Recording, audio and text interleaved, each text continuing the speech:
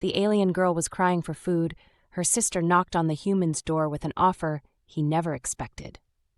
Jace Cordovan had just cracked open his sixth drink when someone knocked on his ship's hull. Not the polite chime of the external comm.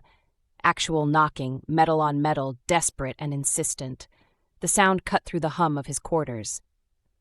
Nobody knocked anymore. They used comms, sent messages, followed protocol. Knocking meant desperation. He set down the glass and grabbed his plasma pistol. The 3-hour salvage run to the Kepler debris field had yielded nothing except radiation exposure and a cracked coolant line. Another loss to add to the tally. Another reason he'd been drinking alone instead of hitting the station bars. Through the airlock's small window, he saw 2 figures huddled outside. Blue skin, white hair, wearing rags that barely qualified as clothing. And one of them was crying. The sound was muffled but unmistakable, soft, hitching sobs from someone small, a child. Jace's grip on his weapon loosened. Whatever this was, it wasn't a threat, not the kind that required bullets anyway. He cycled the door open. A child stood there, blue-skinned with white hair that caught the station's harsh lighting like frost. Large eyes, far too large for her small face, stared up at him with the hollow desperation of starvation. She couldn't have been more than 9 or 10 by human standards. Her arms were thin enough to count bones. Behind her stood a woman with the same blue skin and white hair, marked with elegant white patterns that traced down her neck. The rags she wore hung loose on a frame that had clearly missed too many meals. Even starving, even terrified, she was striking. The kind of striking that made Jace's chest tighten in ways he'd nearly forgotten. She stepped forward protectively and lifted her chin to meet his eyes directly. "Please," she said in heavily accented human standard. "We need food." Jace lowered his weapon, tucking it into the back of his waistband. "How did you find my ship?" "I watched the docks. You were alone. Humans keep their word, they say." Her hands moved to the crude fastening holding her tunic closed. "I can pay," she said quickly. That's not..." "Please, my sister. She hasn't eaten in 4 days. I will do anything." The tunic slipped from one shoulder, revealing more of that blue skin, the curve of her collarbone, the swell of her breast. Behind her, the child continued to cry softly, swaying on her feet. Jace's mouth went dry even as something cold settled in his gut. She was propositioning him. She was offering herself as payment. And the worst part was the matter-of-fact way she did it. Like this was normal. Like she'd done this before. "Stop," he said, sharper than he intended. She froze, her hands still gripping the fabric. "I don't want that," he continued, forcing his voice softer. "Then what?" "Food. You said you need food. I've got rations." He stepped back from the airlock, gesturing them inside. "Come on, before station security sees you." Confusion crossed her features, quickly followed by suspicion. But the child whimpered again, and the woman's protective instincts won out over caution. She gathered her sister and stepped through the airlock into the vagrant star. Jace sealed the outer door behind them and watched as they both looked around his ship with wide eyes, taking in the narrow corridors, the flickering overhead lights, the worn but functional interior of a working freighter. The woman pulled her tunic back over her shoulder, her hands trembling slightly. "Why?" she asked, her voice barely above a whisper. "Because your sister is hungry." She stared at him like he'd spoken a language she didn't know. Behind her the child had quieted, but her large eyes were fixed on him with desperate hope. Jace turned toward the galley, gesturing for them to follow. "Come on, galley's this way." His hands shook slightly as he moved through the narrow corridors to the main deck, adrenaline and something he couldn't name flooding his system.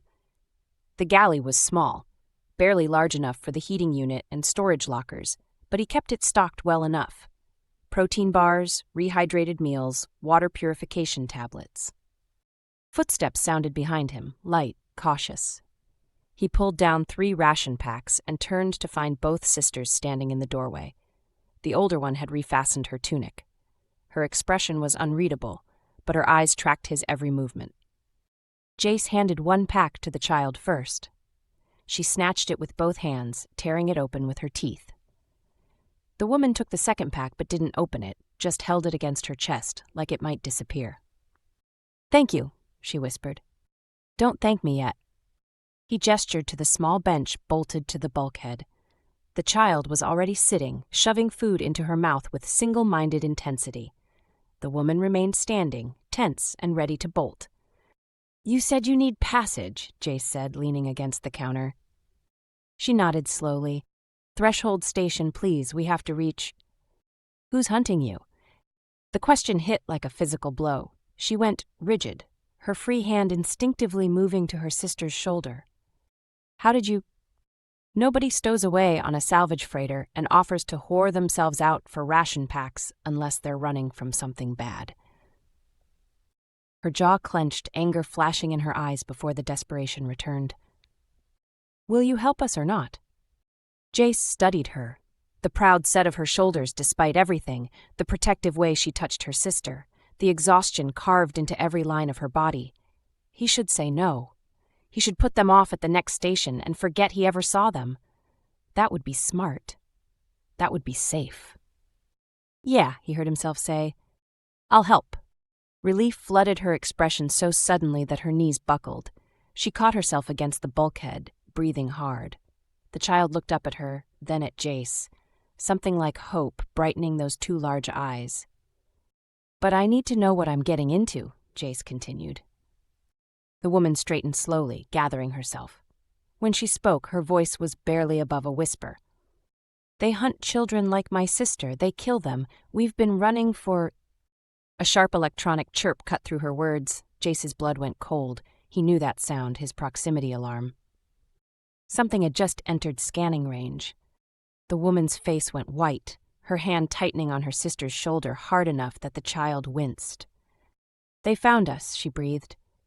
Jace moved before conscious thought caught up. He grabbed Kiva's wrist, pulling her toward the cargo hold with Lyra stumbling behind them.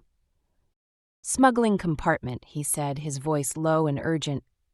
Under the deck plates, portside, get in and don't make a sound no matter what you hear.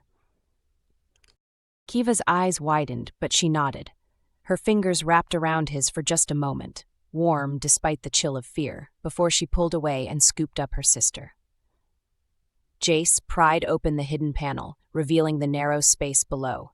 It was barely large enough for cargo, let alone two people, but it was lined with sensor-dampening alloy he'd installed for jobs that required discretion. Lyra climbed in first, folding herself small. Kiva followed, her body pressed against her sister's. She looked up at Jace from the darkness, her expression caught between gratitude and terror. If they find us... They won't, he said, and sealed the panel. The proximity alarm